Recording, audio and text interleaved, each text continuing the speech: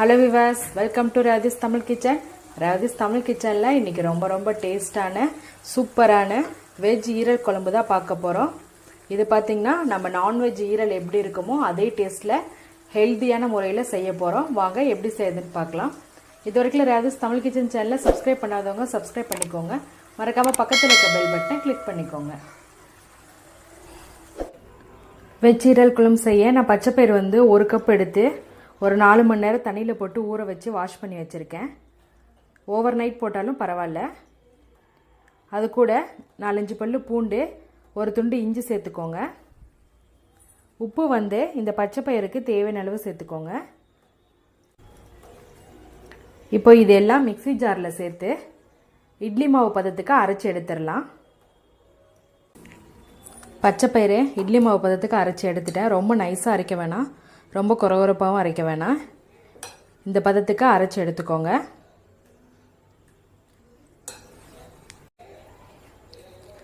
அடுத்ததாக இட்லி தட்டு எடுத்து கொஞ்சமாக ஆயில் அப்ளை பண்ணிக்கோங்க. ஆயில் அப்ளை பண்ணிவிட்டு அரைச்சி வச்சுருக்க பச்சைப்பயிரை இதில் ஊற்றிக்கலாம்.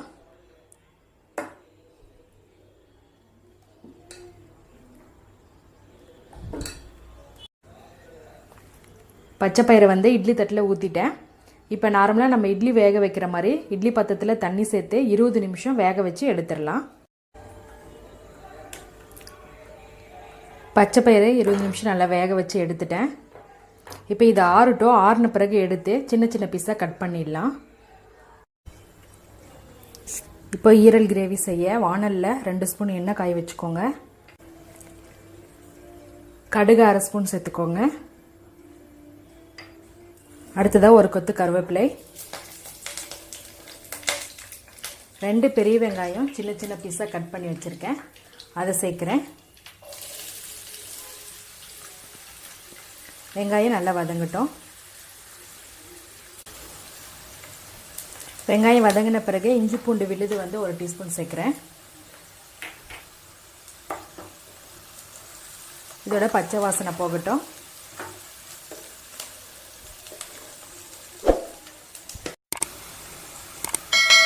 அடுத்ததாக மசாலா ஆட் பண்ணிக்கலாம். 1/4 டீஸ்பூன் மஞ்சள்தூள், 1 டீஸ்பூன் மிளகாய்த்தூள், மட்டன் மசாலா 1 டீஸ்பூன் எடுத்திருக்கேன், மல்லித்தூள் 1 டீஸ்பூன் எடுத்திருக்கேன். இப்போ இதை சேர்க்குறேன்.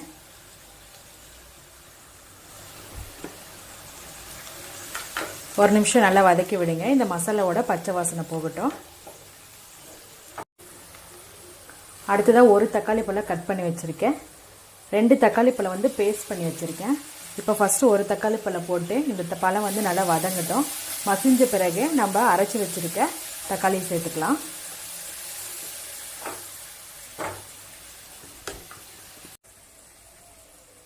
தக்காளி வதங்கின பிறகு பேஸ்ட் பண்ணி வச்சுருக்க தக்காளி சேர்த்துக்கலாம்.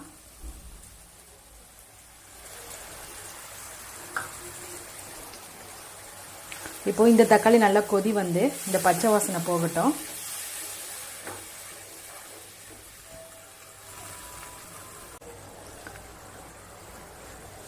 நல்லா கொதி வந்துருச்சு மசாலா. அடுத்ததாக ஈரல் சேர்த்துக்கலாம்.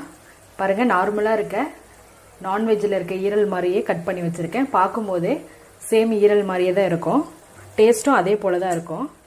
இப்போ இதை சேர்த்து நல்லா மிக்ஸ் பண்ணி விடுங்க. உப்பு தேவையான அளவு, ஆல்ரெடி நம்ம இட்லி வேக வைக்கும் போது உப்பு சேர்த்திட்டோம். இந்த மசாலாவுக்கு தேவையான அளவு மட்டும் உப்பு சேர்த்துக்கோங்க.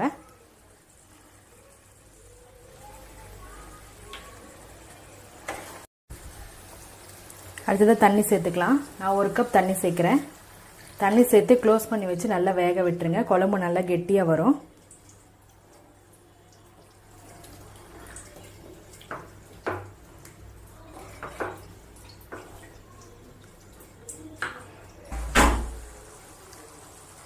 குழம்பு நல்லா வெந்துருச்சு.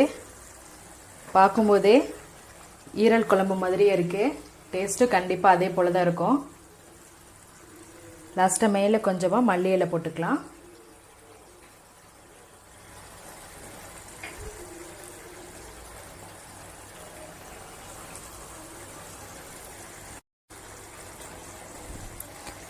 நல்ல டேஸ்டான வெஜ் ஈரல் குழம்பு ரெடி ஆயிடுச்சு.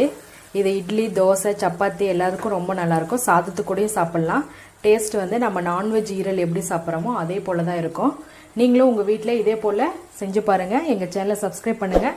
மறக்காமல் பக்கத்தில் இருக்க பெல் பட்டனை கிளிக் பண்ணிக்கோங்க. இந்த வீடியோ உங்களுக்கு பிடிச்சிருந்தா லைக் பண்ணுங்கள், ஷேர் பண்ணுங்கள், கமெண்ட் பண்ணுங்கள். ரெவாதிஸ் தமிழ் கிச்சன் பார்க்குற எல்லாருக்கும் ரொம்ப நன்றி.